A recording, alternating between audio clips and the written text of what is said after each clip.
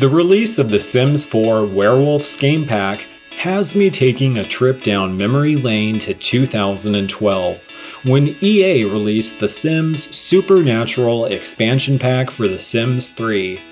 In this expansion pack, occult fans could now create the werewolf life state, in addition to several other new supernaturals like fairies and witches.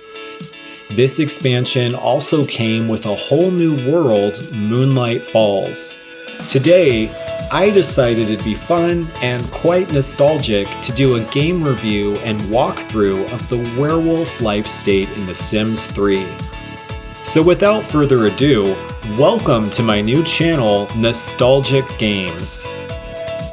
Diving right into The Sims 3, I decided to start a new save with a sim that I built from scratch, Harvey Lancaster. Now, I could have made him a werewolf from the start and create a sim, but I decided to get the total dose of Sims 3 werewolf gameplay that I'd let things fully play out in game. I found it only fitting to play in Moonlight Falls for this save, since this world was included in the expansion pack, and I have to say, it's one of my favorite worlds in the entire Sims 3 franchise. Its iridescent charm and slightly spooky and foggy atmosphere make it the perfect location to house my sim, who's on a mission to meet a werewolf and eventually become one himself. Harvey is an athletic sim, loves the outdoors, is a fan of the supernatural, and he's pretty hairy.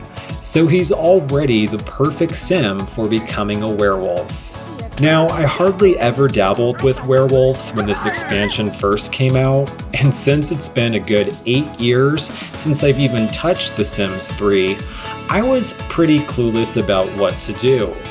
Immediately after moving Harvey into his small starter home, my first inclination was to have him walk around the town. After all, since it's Moonlight Falls and everything here is already a bit campy, I figured a werewolf could pop up on screen in no time. And I wasn't too far off with that assumption. While riding his bike around the neighborhood, Harvey spotted Argus Brown, one of the playable households that comes with Moonlight Falls. Argus was walking around hunched over and looked, well, very much like a werewolf.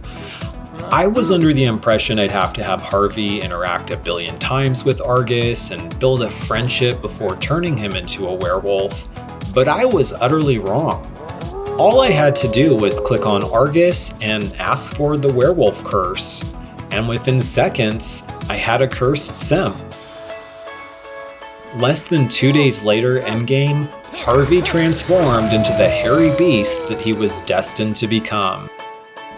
Now having an ability to transform into werewolf form at any time, I could have my sim scratch furniture, make jokes about shedding, howl at the moon, and even have his voice crack, getting his belly rubbed, playing fetch, and ultimately turning his friends and loved ones into werewolves.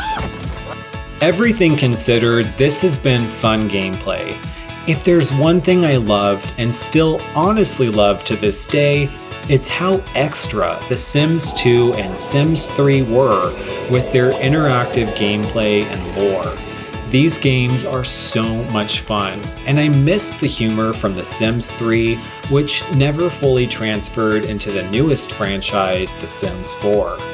I think I'll save some more gameplay with this save for another video. But overall, Werewolves have my vote of confidence for being fun, interactive, and not dull to play in The Sims 3.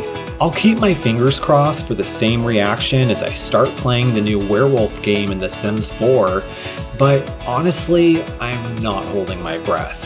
And is it just me, or do the new werewolves in The Sims 4 pretty much look like Scooby-Doo?